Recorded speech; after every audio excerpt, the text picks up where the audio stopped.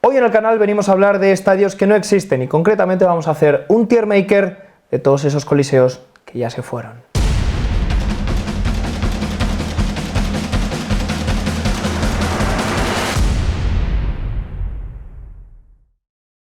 Bueno, y de coliseos que ya se fueron. Lo que jamás se fue es mi prosa. Coliseos que ya se fueron. Coliseos... Que curiosamente el coliseo, el más importante, el romano, no se ha ido. No se ha Ahí ido, está puesto. es verdad. Has ido tú, ¿no? Yo he Has ido estado en Roma. varias veces. ¿Varias veces incluso? A Roma he debido ir como 5 veces. No, digo al en mi Coliseo. vida. Al Coliseo otras 5 también. Eres un asiduo, ¿no? Asiduo de Roma.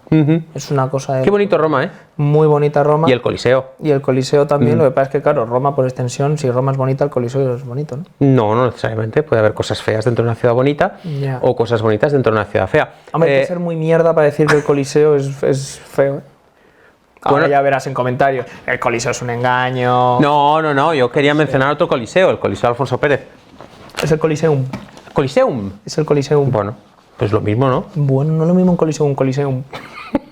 Yo soy romano y me dicen, vas a entrar hoy peleas en el Coliseo. Y buah, me los ventilo a todos en un momento. En cambio, vas a entrar al Coliseum. Buah, despedidos de mi familia por mí, voy a morir. Desastre total. Tú imagínate la decepción de imagínate que ahora aparece un romano. Un romano no de Roma, sino un romano de la antigüedad. Un romano de espada y de seccionarte el hígado. Sí. Aparece Julio César. Vale. Aparece Julio César en Madrid, en el Madrid actual. Y Julio Como César... la peli aquella, ¿no? De Jean Reno. Exacto, los visitantes no nacieron ayer. Ya está. Aparece Julio César en la Plaza del Sol y dice, ¿pero qué es esto, Pardiez? ¿Qué es esta locura? ¿Qué es estos vehículos que se mueven? Tal, ¿Diría no sé qué? Pardiez, tú crees? No estoy seguro. Es posible. Y entonces le dices, tranquilo, Julio, porque te voy a llevar... Julio. Permíteme la confianza. ¿Prefieres Julio o César? Que es emperador, ¿eh? O sea, un respeto. Bueno, le dices, Te Julio. traes a Maldini. Julio. Julio Crack. Tranquilo, Julio Crack.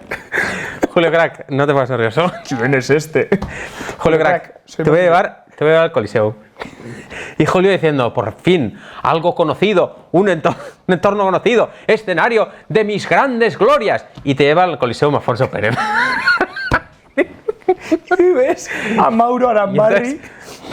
Te hace con la espada. Que ojo, con sus similitudes. Lo que pasa es que ya no está, no me sale. Bordalás. Pero si no, yo he visto patadas del Getafe más... Dignas de... Bueno, ha habido clavadas de espada en los romanos más finas que alguna patada de Mauro Arambarri, ¿eh?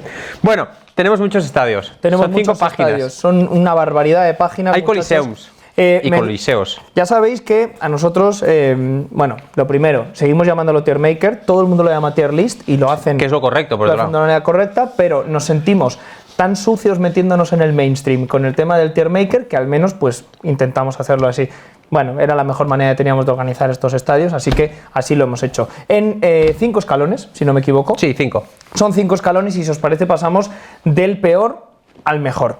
Todos son estadios que ya no existen, estadios desaparecidos y empezamos por la categoría de chabola. Chabola no tiene otra forma de llamar a todos estos estadios, empezando por Eastville, el antiguo estadio de los Bristol Rovers.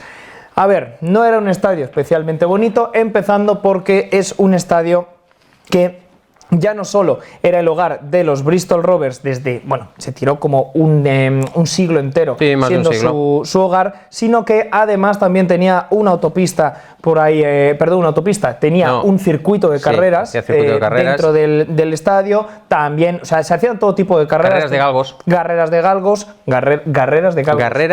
Madre mía. Calcos. Y además también incluso se llegó a jugar al fútbol americano dentro de Eastville. Lo extraño es que durara tanto el estadio con tanta marcha que le daban. El tema es que lo bonito de Eastville es que es el origen de ese apodo de los Bristol Rovers como Gas Heads, algo así como cabezas de gas, por llamarlo de alguna forma, y es que estaba al lado de un depósito de gas que les acabó dando a los Rovers ese apodo que muchas veces se utiliza incluso por parte del Bristol City de una manera despectiva. Sí, otra de las curiosidades de Eastville es que tenía como unas camas de flores detrás de las porterías y luego como se usaba para las carreras de galgos y todo eso, digamos que no eran 4 gradas cuadradas con espacio entre cada una de ellas, sino que estaban unidas, ¿no? Hacía como curva, que era otra de las peculiaridades de Eastville, que ya decimos que es la antigua casa de los Bristol Rovers. Así es. Y pasamos del desastroso Eastville, porque las cosas como son, pues hombre,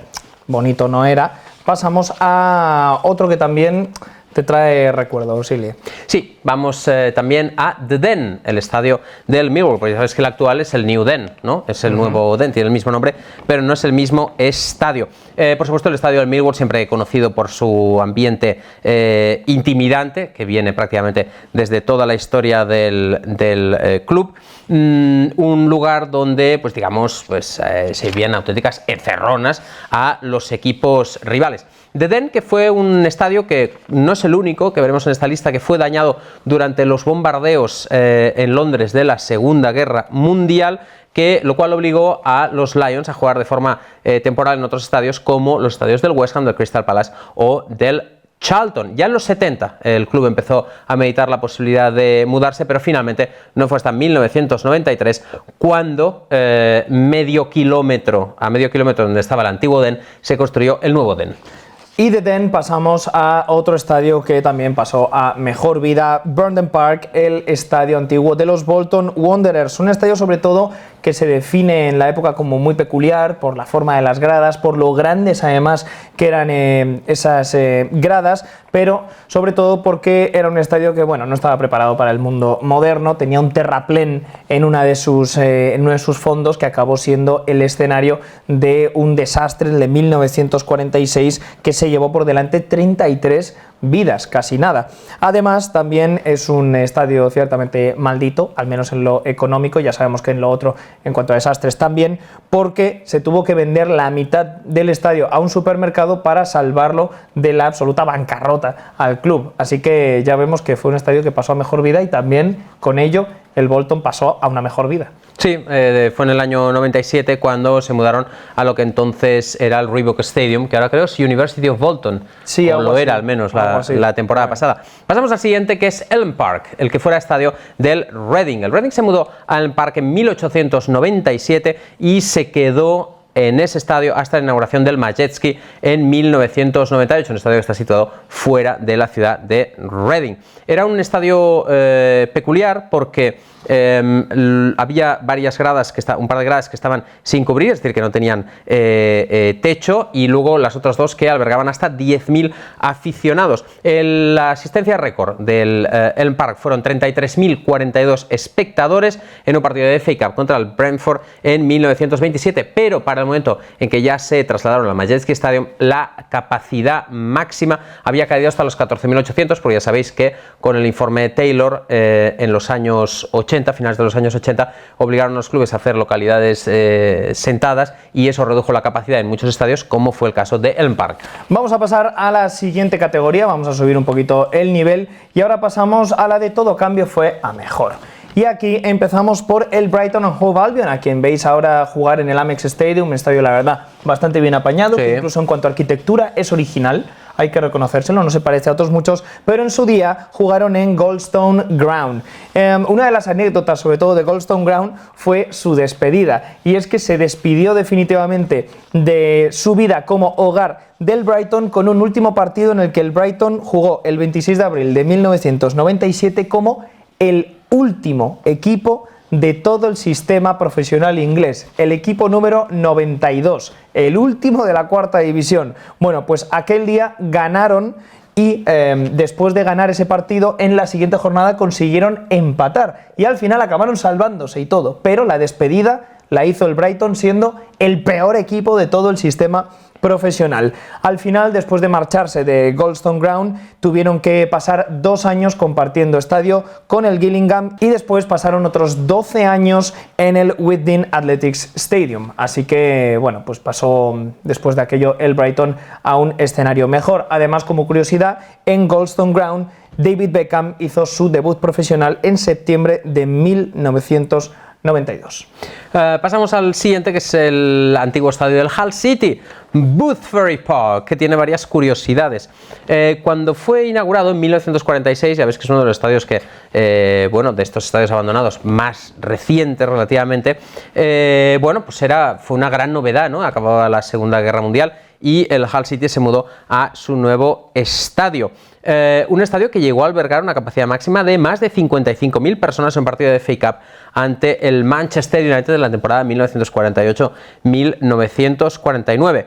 Durante un tiempo, el estadio tuvo incluso el lujo de tener su propia estación de tren, que era Boothferry Park Halt. Y luego en 1963 llegó a tener 6 grandes torres de iluminación. Finalmente, en 2002 los Tigers dejaron Boothferry Park para mudarse a su estadio actual, que es el Casey Stadium. Nos vamos ahora a Coventry y ahí tenemos Highfield Road. La verdad es que es un estadio que, aunque no era muy espectacular, probablemente recuerda a tiempos mejores a la afición del Coventry, que está ya hasta las bolas de moverse de un estadio a otro. Y es que el traslado del Coventry City al Ricoh Arena, como ya os hemos contado 1000 veces con nuestros amigos de Sisu, ha sido realmente polémico. Han tenido que jugar en el estadio del Northampton Town, han tenido que jugar en el estadio del Birmingham City. No ha sido un tiempo fácil para los Sky Blues. El tema es que con Highfield Road, que se acabó demoliendo en 2005, o al menos ahí fue demolido en 2006, mejor dicho, y fue en 2005 cuando se marcharon, también consiguieron algún registro récord, como convertirse en el primer estadio de toda Inglaterra con todos los asientos para sentarse, valga la redundancia. Era el único estadio, al menos el primero, que consiguió tener todo asientos, hasta que 2 años después también volvieron a poner una sección para vivir los partidos de pie. Aquello fue en 1981. Vamos ahora con uno de los estadios más míticos de esta lista, que es el antiguo estadio del Wimbledon, Plough Lane, un estadio del que hemos hablado muchas veces en este canal. Un estadio adorado por los aficionados del Wimbledon, pero odiado por los aficionados rivales, por los jugadores rivales, por los árbitros, prácticamente por todo el mundo que le tocaba visitar el estadio. Un estadio que estaba hecho inicialmente para un equipo amateur de divisiones inferiores, pero que con el ascenso del Wimbledon a base de un fútbol directo, agresivo, pues acabó encontrándose siendo un estadio de primera división. A pesar del ascenso, porque hoy en día, claro, si un equipo asciende desde la quinta división hasta primera división, el estadio se va mejorando, se va renovando. No fue el caso del Wimbledon. El Wimbledon dijo, pues vamos a mantenerlo exactamente igual. Vamos a mantenerlo exactamente igual, con vestuarios muy pequeños, muy incómodos, unas gradas terribles, pero así Plough Lane se convirtió en el hogar del Crazy Gang, del Wimbledon, y uno de los estadios más temidos por los equipos rivales. Tras 10-15 años muy turbulentos en el club, acabó finalmente descendiendo, acabó trasladándose a Milton Keynes, convertido en los Milton Keynes Dons. Se creó un nuevo Wimbledon, y ese nuevo Wimbledon finalmente ha conseguido inaugurar un nuevo estadio muy cerca del antiguo Plough Lane. Así que al final el Wimbledon ha acabado volviendo a casa, eso sí, con un estadio bastante mejor que el antiguo Plough Lane. Y volviendo a llamarlo Plough Lane. Sí. De hecho, lo vendieron como volvemos a Plough Lane. Volvemos a casa. Así que vuelven a casa. Terminamos este escalón de nuestro tier maker con el Wigan Athletic y su antiguo Springfield Park, que abrió en 1897 y curiosamente tuvo antes del Wigan Athletic hasta a 4 equipos de fútbol: el Wigan County, el Wigan United, el Wigan Town y el Wigan Borough. Ya no les quedaban más nombres para poner. Y el Racing de Wigan y el Sporting Wigan. Y el Rapid de Wigan. Bueno, si crearais el Dinamo de Wigan. Si crearais el Dinamo de Wigan y el Rapid de Wigan, que sepáis que les pasaría lo mismo que a estos 4 equipos, que acabaron todos disueltos. No solo eso, sino que además Springfield Park también fue usado para rugby, ok, para wrestling, wow, para hípica y cuidado, también para ciclismo, porque también se prestaba a ello el hecho de que tuviera gradas con cierta curvatura, lo cual hacía que fuese un estadio realmente peculiar. Finalmente, el Wigan Athletic fue el que llevó fútbol de primer nivel años después, cuando todos esos clubes se habían disuelto, a Springfield Park, y fue un estadio que en su día llegó a albergar a 30.000 espectadores, aunque ya sabéis, con toda esta reforma del informe Taylor y demás, acabó bajando hasta 7.200 y se marcharon para el JJB Stadium en 1999. Vamos ahora a la siguiente categoría, que es la categoría ya intermedia. Me gustaría destacar algo en este vídeo para que valoréis nuestro trabajo. Claro, está hecho el guión, lógicamente, del mejor al peor, pero hemos decidido hacer el vídeo del peor al mejor. Entonces estamos haciendo todas las hojas, las estamos leyendo al revés. Por si veis que yo ahora mismo estoy rodeado de hojas, porque estoy intentando organizarme. Yo tengo que decirte que antes me he perdido. Y te he visto. Te has puesto a leer uno y digo, un momento, ¿dónde está? ¿Dónde está este tío? Efectivamente. Yo ahora mismo mi organización es... Pero ya está, lo tengo, ¿eh? Te recomiendo mi organización. No, lo tengo súper claro. Derecha, los que ya hemos hecho. Izquierda, lo que queda por hacer. Y en el centro, lo que estamos hablando. ¡Buah! Está siendo dificilísimo, no os hacéis una idea. Vamos a la siguiente categoría, que es la categoría intermedia. No se me ha ocurrido nada y le he puesto va.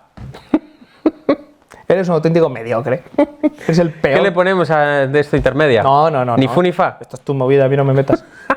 Va. Bueno, empezamos con esta categoría y lo hacemos con el antiguo estadio del Huddersfield Town, Leeds Road. Un estadio que fue diseñado por el gran arquitecto de los estadios del fútbol inglés, Sir Archibald Leeds. Ya hemos hablado de él alguna vez. De hecho, tenéis un vídeo específico sobre el canal. Fue un ingeniero escocés que fue el creador del estadio moderno como se conoce hoy en día, con gradas que rodean a todo el estadio, etc.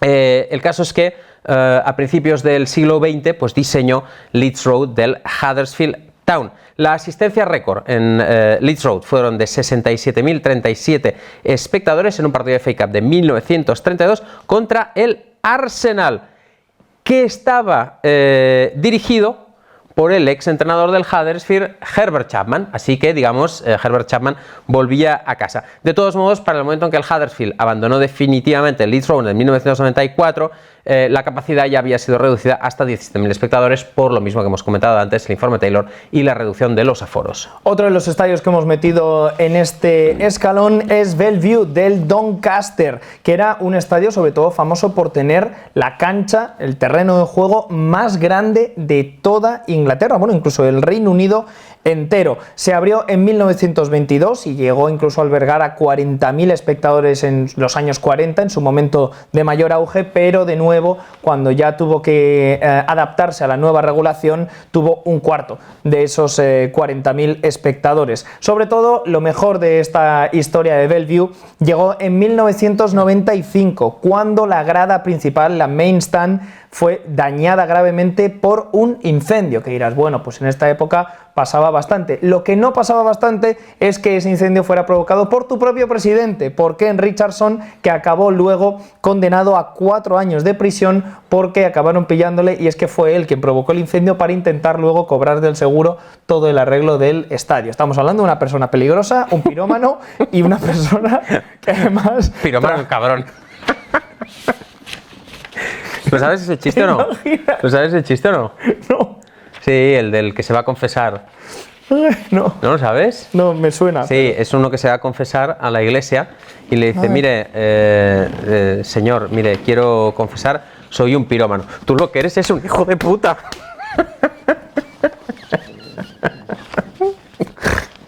En fin, bueno. Hostia, es malísimo, ¿eh? Malísimo. Es que me lo estoy imaginando en el juicio. Le voy a meter usted 4 años por pirómano y un día más por cabrón. Lo sepa usted, pero eso no figura en la Constitución, me da igual. Un día más por cabrón. Bueno, pasamos a otro. Sí, pasamos a otro. Por cierto, que al final Doncaster se acabó trasladando al Keepmoat Stadium en 2007, creo que no lo habías comentado. Sí, no, tranquilos que no jueguen en estadio quemado. Bueno, vamos ahora con el antiguo estadio del Leicester City, Filbert Street.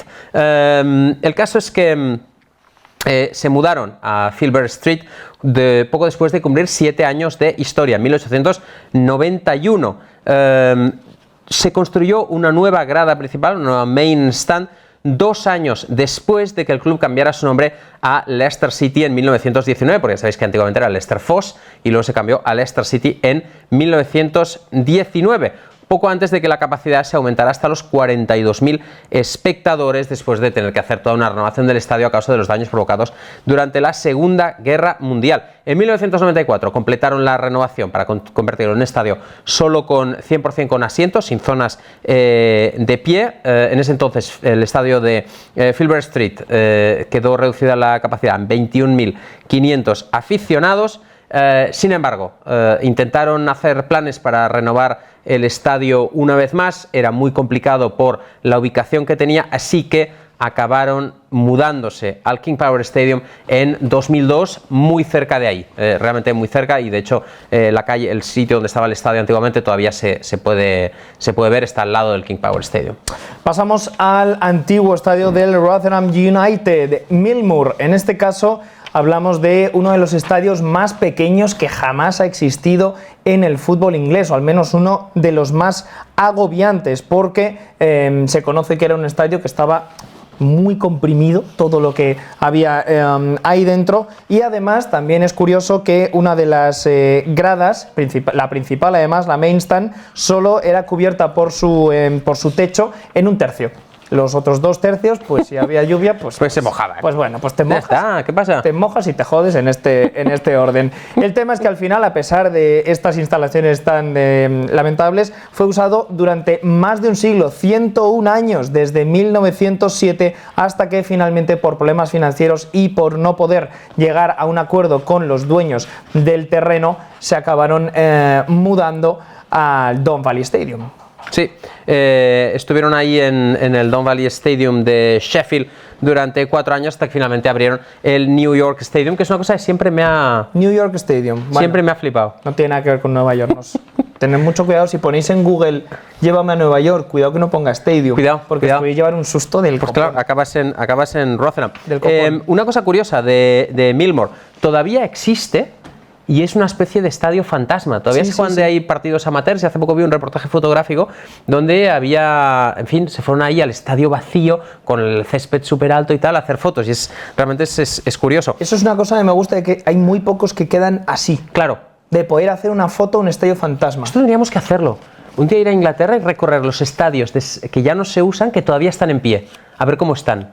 Esto molaría. No quedan muchos, pero seguro que Millmoor 1. Y hacer un reportaje ahí chulo. Cuidado cómo creamos en fantasmas, ¿eh? Sí, es verdad. Hay que hacerlo, pero de noche.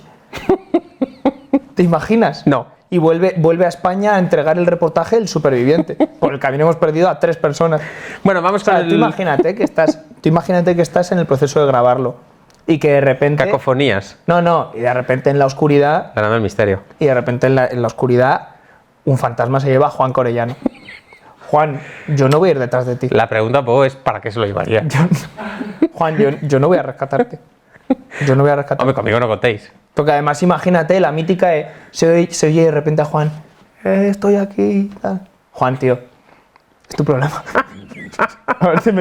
haberte metido en ese cuarto oscuro con el fantasma es tu problema, tío. A mí, Juan, a mí no me rayes, ¿vale? Porque además la gente que hace Yo bastante tengo con lo que tengo. Claro, la gente que hace eso en las películas me molesta muchísimo. Una vez que se te ha llevado el fantasma o el monstruo, gritar como, ayudadme, tal. Ayúdate tú. O sea, de hecho, no te estás ayudando nada haciendo esto. Pues a mí encima no me lleves a la boca del lobo. Claro. Vamos a ver. Lo lógico sería decir, corred, muchachos, corred. Esto sí, claro, esta es una orden práctica. Yo desde fuera, aquí, Juan ahora mismo, raptado por ese espíritu del inframundo, yo le plantearía este debate a Juan. Juan, ahora mismo tenemos una persona que está en una situación buena como yo. Una persona con una esperanza de vida normal y otra que está enfocando la muerte. Y una persona... ¿Yo tengo la culpa? Y una persona que está en una situación muy mala. El escenario que tú propones es que pasemos de ser una persona en situación buena y una mala a 2 personas en situación mala. No tiene sentido. Con la esperanza... Sí, de que los dos podamos pasar una situación buena. Bueno, yo ahí veo una hipótesis muy complicada de probar. Muy lejana. Si no te importa, Juan, ya nos veremos en el Averno, pero yo me voy a mi casa.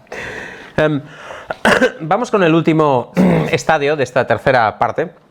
Estadios va, ni fu ni fa, que es Betchfield, el antiguo estadio del Swansea. Un estadio por el que pasaron grandes estrellas, y no me refiero al mundo del fútbol, me refiero al mundo de la música, como The Who o Stevie Wonder. Que fueron a tocar a Swansea y lo hicieron como escenario en Betchfield.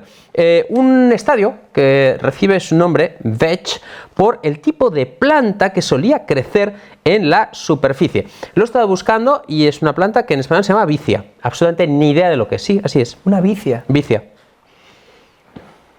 No haré bromas con Vicio y la esposa. No, porque no. Pero Vicia, he encontrado que es Vicia. Bueno, 93 años estuvieron ahí. 93 años estuvieron ahí en el Vicia, en el campo de Vicias. Betchfield. El campo del Vicio. Que también albergó 18 partidos de la selección galesa en su día. El récord de asistencia se fijó en 1968 cuando 32.796 espectadores fueron para ver un partido de los Swans contra el Arsenal en la cuarta ronda de la FA Cup. El estadio cada vez fue quedando más destartalado y al final la grada principal solo cubría 3/4 del césped. Esto de cubrir 1/3, 3/4, hostia, tío. Cúbrelo todo, hombre. Hay gente que se está mojando. Total, al final el Swansea se mudó al Liberty Stadium en 2005. Vamos a pasar al siguiente escalón de nuestro tier maker, al de los añoramos. Ya veis que Ilio Lear, pues para el tema del naming, no es precisamente un genio. No se me da bien, no. Esto, no, yo lo digo. Inventaste el de la media inglesa y ahí dijiste, se me ha acabado toda la creatividad. Pues sí. El 100% de la creatividad. Y entonces, pues claro, los añoramos. Chabola. Chabola, de verdad. Y al número no le he puesto míticos.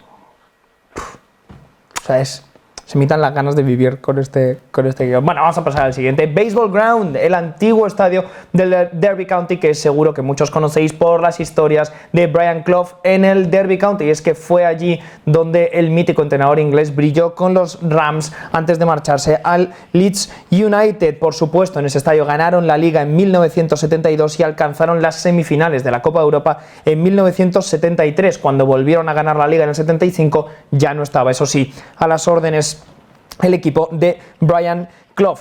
Curiosamente, esto no sorprenderá a nadie, el estadio se llama así porque se jugaba al béisbol. Baseball Ground se denominó así porque se jugaba al béisbol. Finalmente sus asistencias al terreno de juego, las gradas mejoraron mucho más en cuanto entró Brian Clough al club. Y es que llegaron a tener asistencias de 40.000 o más en 1960, en esa década. En 1969 consiguieron el récord con 41.826 personas. Después de que se abriera Pride Park en 1997, todavía el Derby siguió usando Baseball Ground como el lugar en el que jugaba el equipo de reservas, hasta 2003, cuando finalmente fue demolido. Qué pena, ¿no?, que se cargara en Baseball Ground, porque sí, me gustaba ese uso secundario. Sí, la verdad es que da pena. Y hicieron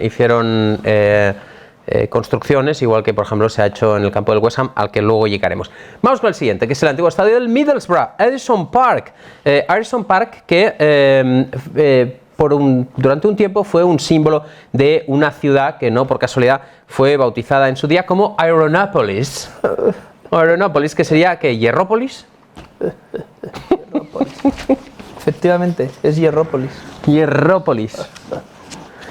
Qué bueno, pesados son con el polis de todas formas, ¿eh? Es como Manchester y... Polis, que ya sabes que en griego es ciudad. Sí, pero es... Manchester, Cotonópolis era, ¿no? ¿Cómo le llamaban? No me acuerdo de esto. Sí, creo que sí. Me suena, pero no me acuerdo. Pero por la industria textil. Claro. Bueno, el caso es que, como digo, no es casualidad que Addison Park estuviera en Ironopolis, porque de hecho parte del estadio se construyó con ese material, incluyendo la grada norte, que además se mantuvieron intactas desde la inauguración en 1903 hasta el último partido en 1905, cuando el Middlesbrough ascendió a la Premier League, así que coincidió ese último partido con el ascenso a la Premier League. Hay un episodio muy famoso que se produjo en Addison Park en 1986, cuando el club estuvo a punto de desaparecer, entró en concurso de acreedores, desembargaron y las puertas de Addison Park fueron clausuradas, se puso un candado para que no se pudiera utilizar. Eso forzó al Boro a jugar un partido como local en pecador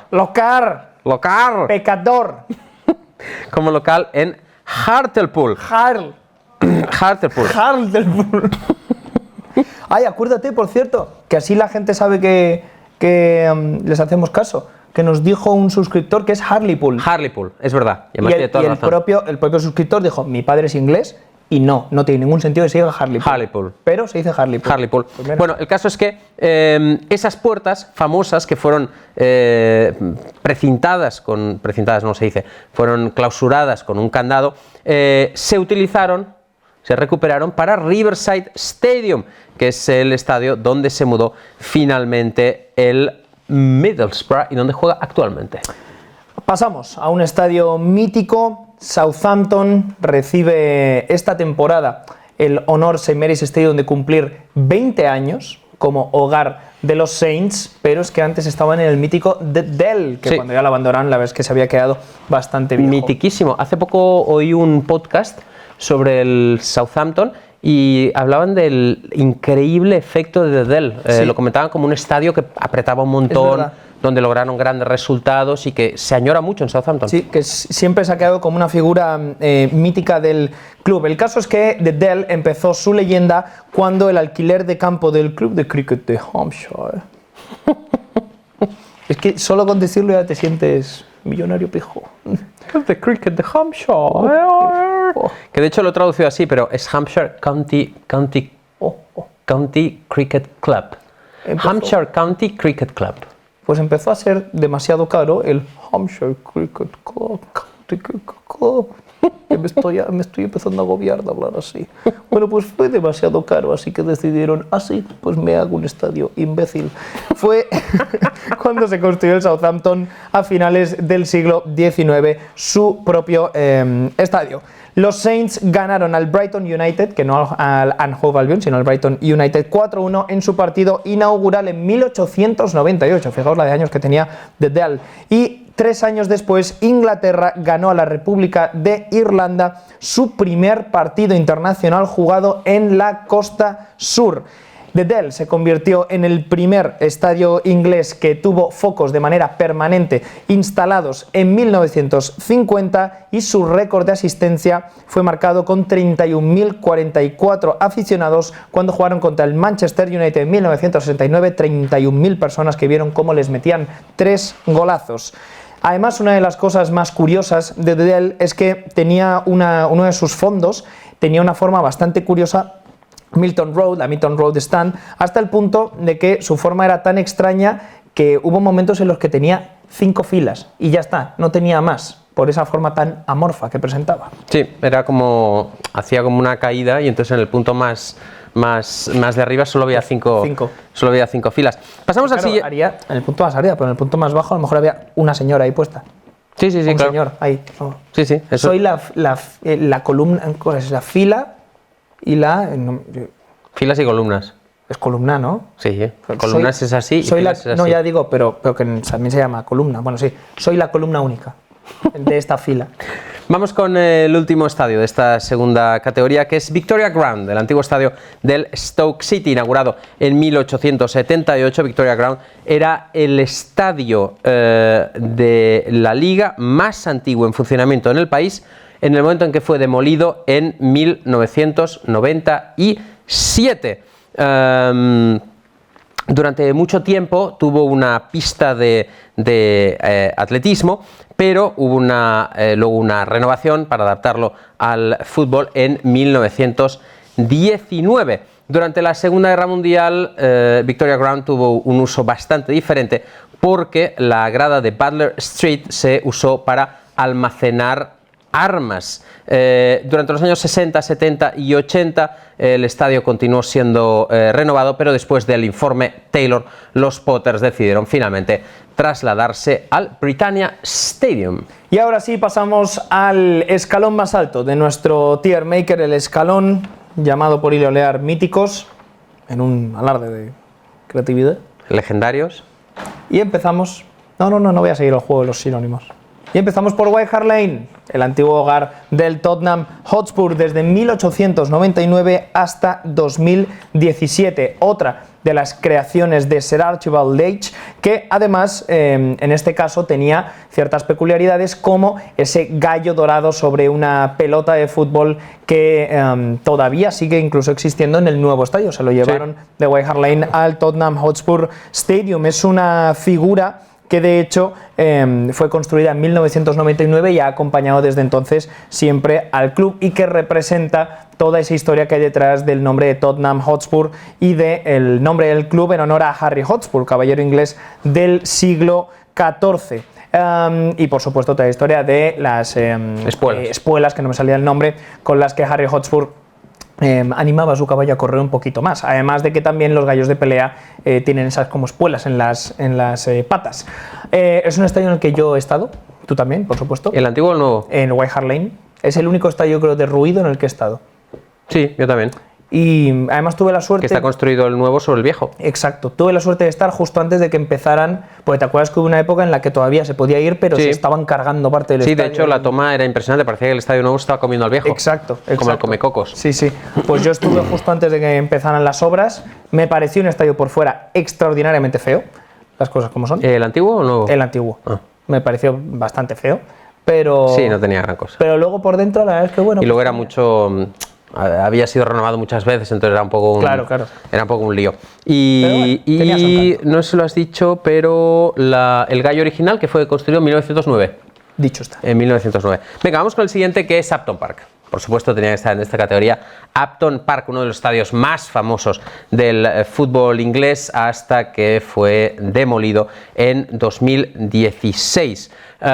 Fue inaugurado por los Hammers en 1904, aunque tuvieron que mudarse de forma temporal cuando cayó una bomba durante la Segunda Guerra Mundial. Su último partido, el último partido de los Hammers en Upton Park, lo recordaréis, fue una victoria por 3-2 ante el Manchester United en mayo de 2016, que además estuvo precedida por unos incidentes a la llegada del United al estadio, pero bueno, al final la despedida fue genial, el partido fue genial, hubo una despedida muy especial y se acabaron mudando al London Stadium. La grada más famosa de Upton Park era la grada este, además de la más antigua y la más pequeña, con 5.000 asientos. Era conocida por ser la más ruidosa, la más agresiva, y era conocida popularmente como Chicken Run, que era un nombre asignado a otra grada anterior que había sido demolida en 1969. Estaba rodeada del alambre que suele usarse para cercar a los pollos, y de ahí su nombre. Ahí es donde estaban los aficionados, digamos, más agresivos, más vociferantes de los Hammers, en la Chicken Run. De Upton Park nos vamos a Manchester, a Main Road, el antiguo estadio del Manchester City.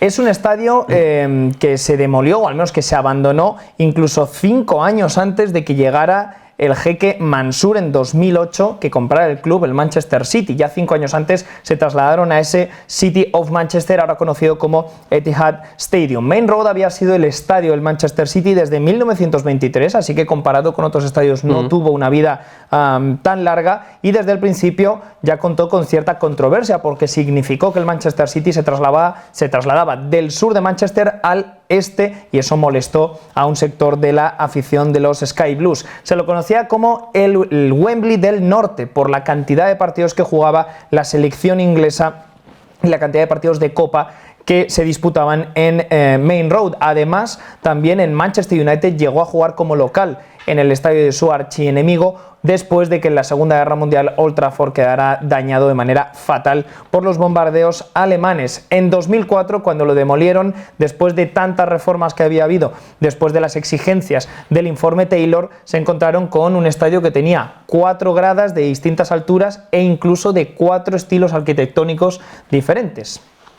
Vamos ahora con otro de los grandes estadios del fútbol inglés, Highbury. Por supuesto, Highbury tenía que estar aquí. Yo creo que posiblemente el estadio más bonito que ha existido nunca en el fútbol inglés, uno de los, uno de los, yo creo, arquitectónicamente de los estadios más espectaculares, con esos corredores de esos pasillos de mármol, esa arquitectura Art Deco. El Arsenal, ya sabéis que se fundó en el sur de Londres y se trasladó al norte cuando se inauguró Highbury en 1913.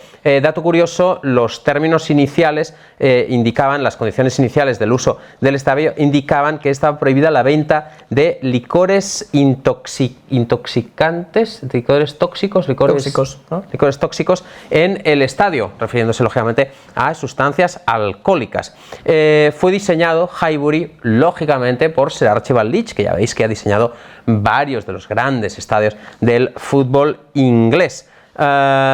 Finalmente llegó en su momento de máxima capacidad, llegó hasta albergar hasta 73.000 personas, pero cuando fue abandonado en 2006 ya solo tenía cabida para 38.000, de ahí que se mudaran muy cercano al Emirates Stadium, y todavía a día de hoy, aunque Highbury fue convertido en viviendas, se conservan dos de las fachadas, donde se puede todavía ver las letras de Arsenal y se pueden seguir admirando las dos fachadas de estilo Art Deco, que son francamente preciosas.